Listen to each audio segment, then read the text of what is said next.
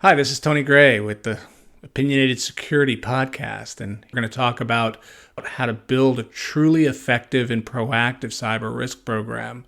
If you are not currently happy with the investment you're making in your cyber risk program versus the return, or like me a year ago, are looking for more information about building value with a next level cyber risk program, this video might be for you. We're going to talk about defining what cyber risk value means. We're going to build on the cyber risk register to really accelerate that value. We're going to apply the new value not just within the cyber risk team, but across other organizations, including your enterprise risk management function, your executive team, and then we're going to talk about how to measure the results so that you know you're getting something of value from the investments that you're putting into the program. If that sounds good to you and you're watching on YouTube, please consider subscribing and ringing the bell. You can also follow me on Twitter at OpinionatedSec1. So what do I mean by cyber risks? There are many people who believe your overall cyber security program is your cyber risk program. And that's a sound assumption in many cases. But for the purposes of this video, I'm really talking about the function or discipline that's responsible for identifying, assessing, and monitoring the treatment plans of cyber risks to closure. I think it's an important topic to discuss because in many cases what we find is a lot of cyber risk frameworks require you to have a cyber risk discipline. And what this sometimes means is we put a label on something because we have to have it without actually extracting a lot of value from the program itself. That requirement means that we oftentimes do things like take all of our IT audit findings, drop them into a document called the Cyber Risk Register, and say that we've identified all of our cyber risks. But in many ways, that's not measurable. In many ways, that's not actually adding value to your overall cybersecurity program. The other issue that's really at stake here is a lot of the thinking has been driven by vendors. And that's not necessarily a bad thing. There's a lot of vendors out there who make really good products and offer really solid cyber risk services. So please don't take it that I'm bad-mouthing vendors in any way.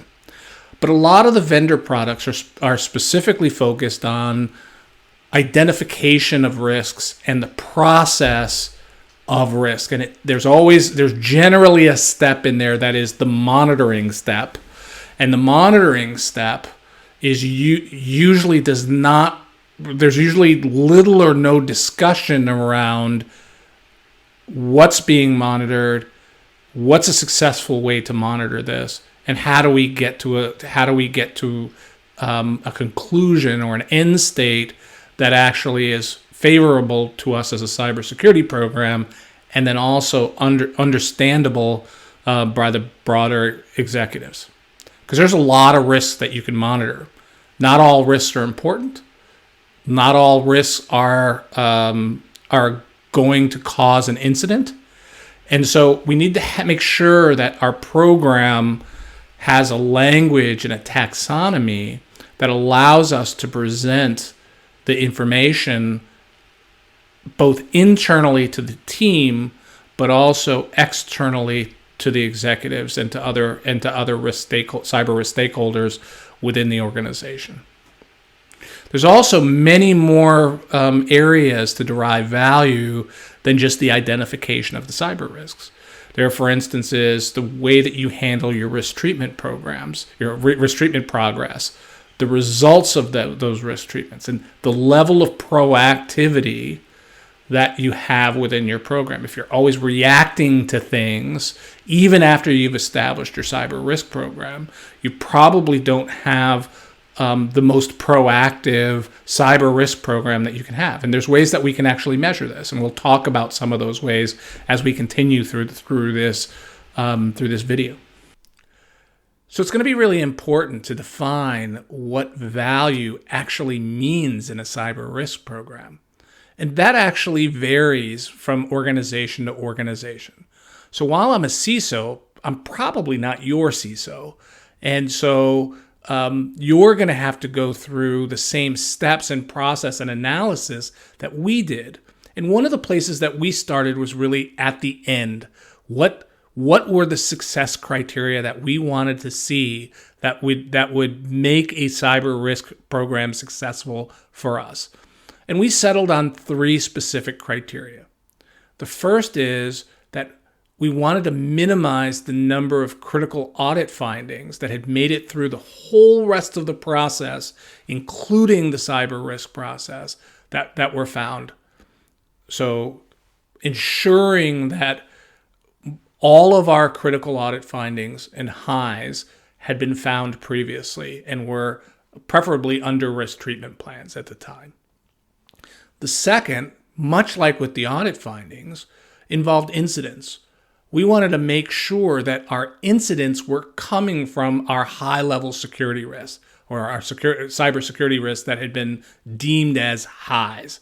And what that would tell us is the taxonomy that we used to determine what a high security risk might be is consistent with what we see from incidents. So we certainly didn't want to see a majority of our incidents coming from lows or mediums, because that would tell us that wouldn't provide a high degree of confidence that our taxonomy was correct in terms of assessment. So if you notice, I haven't really touched on taxonomy much in this video, just because there's so many other resources out there, and I think that's actually worthy of its own future video. And then lastly, we wanted to make sure that we identified not only control deficiencies, but also the conditions that allowed those control deficiencies to exist in the first place. So control deficiencies really seem to be the building blocks of how you need to move forward. With the conditions, what the conditions provide is a means for elevating the discussion that cyber risks, that the cyber security team might be having, or the cyber risk team specifically would be having with your enterprise risk function. Because the conditions generally aren't going to be things that are cybersecurity related. Could be structural. They could be budget issues. They could be other types of risks that get introduced that allow control deficiencies to exist. Your cyber risk register is not going to be your enterprise risk register. The metaphor that I like to use is that they're kind of different scale railroad track. They both do essentially the same thing, but they do them at different levels within the organization. And so carrying a large number of control deficiencies that ultimately are going to get fixed on the enterprise risk register probably seems like a lower quality idea than perhaps identifying the conditions that are allowing those control deficiencies to exist and entering those that can't be remediated and that we're carrying over a long amount of time might be a much higher quality entry that the cyber risk team can then place on the enterprise risk register. But really, the next step in getting to that next level is around how do you actually apply all of the work that we've talked about previously. You've gone and you've identified control deficiencies. You now have some conditions, perhaps, for why those control deficiencies exist. How do you apply those? So I'm presuming that your overall cybersecurity team regularly engages with other parts of the business. That could be, the IT teams. It could be, with enterprise business units. And we can actually begin to push the data that we collect in the cyber risk registry into those meetings, formalize the cyber risk discussion as part of the quality metrics around the engagement meetings that you're having with the business. So if we think again about the end state, We can use the cyber risk register to align with executives. Our business strategy is in this particular area. Here's the risks that we're carrying in the area today. Or as we look deeper into a new strategic area, maybe that's mobile or cloud or whatever is appropriate for your organization, we can begin to do the risk identification that we need in order to build those high quality conversations with executives and begin to support the forward-looking strategy instead of having a strategy where our framework is our strategy. We can also use it, for instance, to determine our resiliency objectives and also to aid our internal IT audit function. So perhaps you can negotiate with them what happens when a finding is on the cyber risk register already and is under a treatment plan. What happens if an internal IT audit function or finding is not on the cyber risk register? These are all processes that you can work out within your particular organization in a way that's going to add value.